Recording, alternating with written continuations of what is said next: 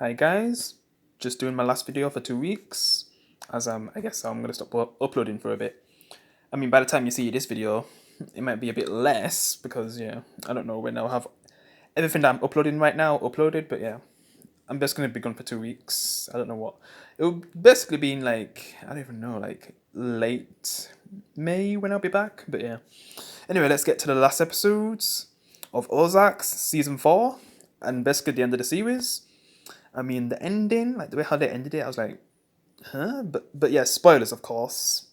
But yeah, just the way how they decided to end it, it was kind of odd. But we'll get to that. So basically, it continues with Worf wanting to kill Javier because killed Wyatt and Darlene, but she's mainly mad about Wyatt. So she spends the whole episode just trying to cope with Wyatt's death, like the first episode, because there's like 7 episodes, and that's the last episode of this whole show as well. And you just see like listening to like just rap music, Nas, yeah. And she actually meets Killer Mike in a bar, which was cool. That was a cool scene. And from that conversation that she has with Killer Mike and about Nas, like if he'd instead of having that album, would he give it up to have a better life? And just the things about what Killer Mike said to her that maybe helped to make up her decision, as well as seeing that Marty and Wendy are just having the perfect life, and she's kind of mad about that. So she kind of confronts them to make basically call Javier to have a meeting, with that person who was also helping them with, making the shipments, like that woman. I forget her name, but yeah. They basically phone Javier to meet up, and her goal is to, kill Javier for killing Wyatt. Because for the whole episode of the first episode out of the 7 episodes, she wants to kill Javier, and even get to a point where she was thinking to kill, the main characters as well, the mother and father. But yeah, she just wanted to kill Javier because that's the main person she wanted to kill. Because she was just get to the point where she feels like she deserves so much more than what our main characters actually have. Like she wants that basically, and even after killing Javier, because that's what she does, and leaves, she still wants to possibly build something. I mean, it seems like the episode after, like, she's planning to leave, but instead she's actually going to go get back a character from a previous season. I kind of forget her name, but I guess she's back because she used to live around, Roth's area, and now she's back because she was like in California. But she kind of made a deal that made her come back, I guess, with Roth, with her, on-board casino stuff and all that.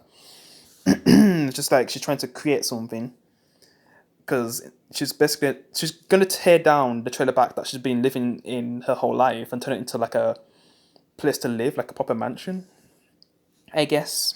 Yeah, because her original plan was to just leave the place with Riot, but instead she's just gonna stay. I don't know if in some kind of way honor him, even though she kind of destroys all the trailers and basically is creating like a mansion over it, doing a renovation. Yeah, with her little business partner, and she's kind of going against Wendy and them.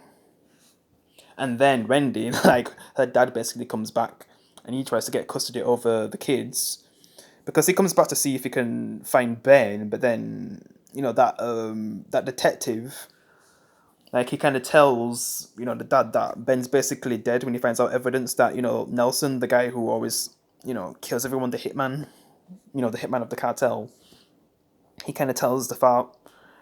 Well, the detective tells the father that he basically killed him because he has like photo evidence. When I was at the diner and Wendy left Ben there, and then we actually get to see a scene where it was like one of Ben's last moments. We get to see his full last moments, like the things he was saying and how yeah, like he was definitely a good actor in season 3, man. It was good to see him one last time, even if it's his last moments, which are pretty depressing. Yeah. But we kind of see how he spent his last moments before the hitman killed him. Yeah, and how that's gonna come back to bite him until we'll get to the end anyway. But yeah, so basically the dad wants to get custody over Wendy because he just feels like he's owed something, or he wants to get like some kind of payback on Wendy for how he just feels like Wendy ruined his life. even though like I guess when Wendy says that she was abused by her father and just treated her like crap, and she just hates him, and the kids don't really understand that because they didn't really live with him. But yeah, it gets to a point where he's trying to get custody over the kids. They actually somewhat agree with it. It seems like to help with the father not making a big scene, especially when they're doing like a cartel deal to get him out of the business, while also having like something to so they can still make money. Even though Marty, he's at the point where he just wants to leave, and we actually see like the most emotion we've seen from his character in the whole series in one episode, man. Like he just wants to get out of there at that point.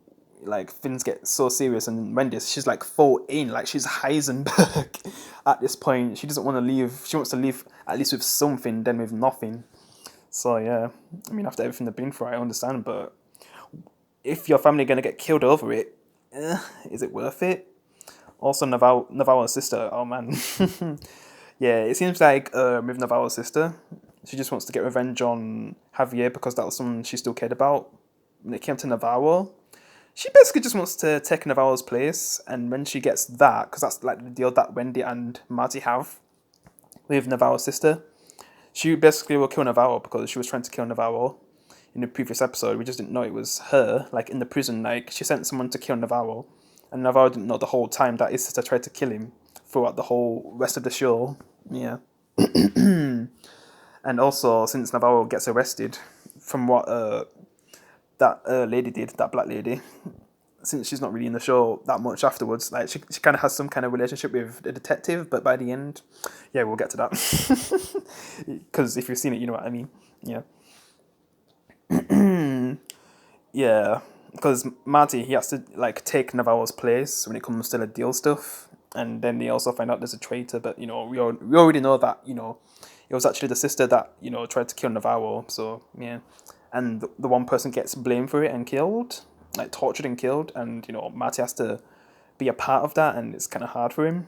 There's this kind of preacher who kind of comforts Marty, and he's kind of someone who tries to comfort him for like I guess the rest of the show, even though it just feels like he doesn't really need to be there. And I like how Wendy has like a last like reaction with him when we get to the car crash scene, because that was kind of teased in like the first half of the final season. And I really thought people was gonna die in that episode, like the family, like at least one of the family members were gonna die, but no one dies, I guess. It seems like for a second like Wendy was dead, but she somehow gets out of that, even though it looked like it was really bad for her. And the kids are okay, yeah.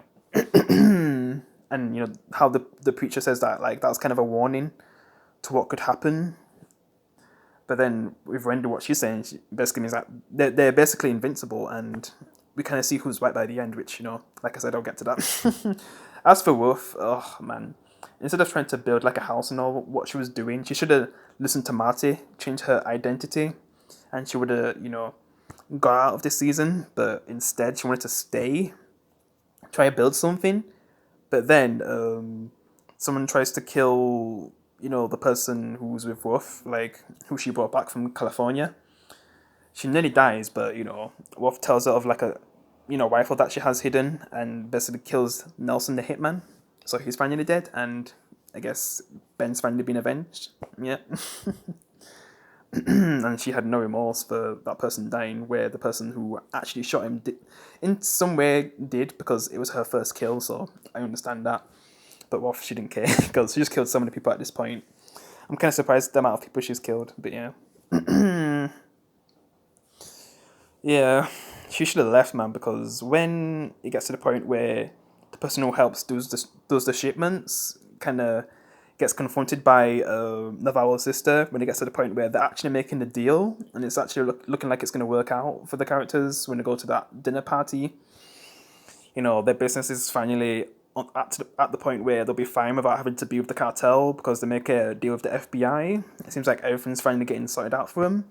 And then, that's when Navarro's sister comes and, confronts him and kind of talks to the person one of the people who was there. And she says that, well, because she just had to lie to Navarro's sister. Then it gets to the point where Navarro's sister gives like a warning, like, I'll let you off once, but if I find out you had something to do with, the son's death, like, she was gonna get badly murdered, like tortured to death, basically. So she basically snitched on Worf, and yeah, from that moment, Worf was dead. Yeah, she even goes to kill Worf herself, and that's pretty much the end. Because even though Marty and Randy, it seems like even Randy wanted to do something.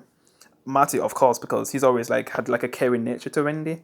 I mean to Worf, because it was like a second daughter for him.